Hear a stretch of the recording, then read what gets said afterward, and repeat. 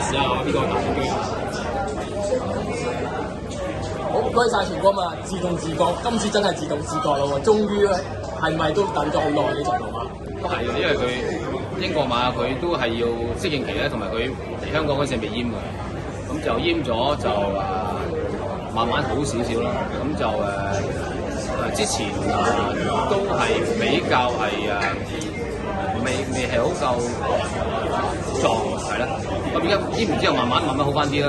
咁呢次其實檔位唔係咁好，因為今日場地都唔可以太厚，我都見佢如果你可以嘅話，盡量跟翻前少少啦咁樣。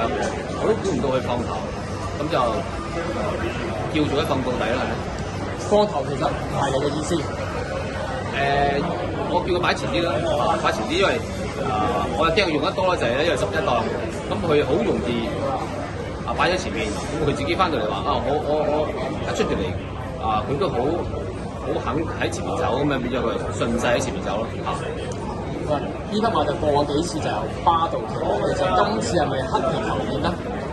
都係嘅，因為知道杜遠欣嚟，咁呢隻馬喺英國都係杜遠欣跑過，佢起碼會有嗰個概念喺度，咁就俾佢試下咧，就佢真係贏咗真係係咧。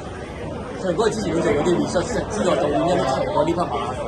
係啊，因為我睇翻個記錄睇喺嗰邊杜遠欣跑過一次就贏嘅，咁就順勢俾佢試下啦，點解係咧？咁杜遠欣嘅騎功其實係請你評價下，當然啦，見到佢喺面前有少少甩韁成下，都推得好好㗎啦。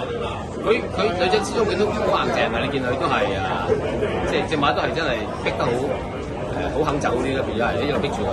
咁就係話齋，佢有少少甩韁情況，就有陣時每騎師都有呢咁嘅情況嘅。咁anyway 都贏咗馬係啦。呢匹馬都嚟咗正軌啊！對佢嘅期望又係點解今季？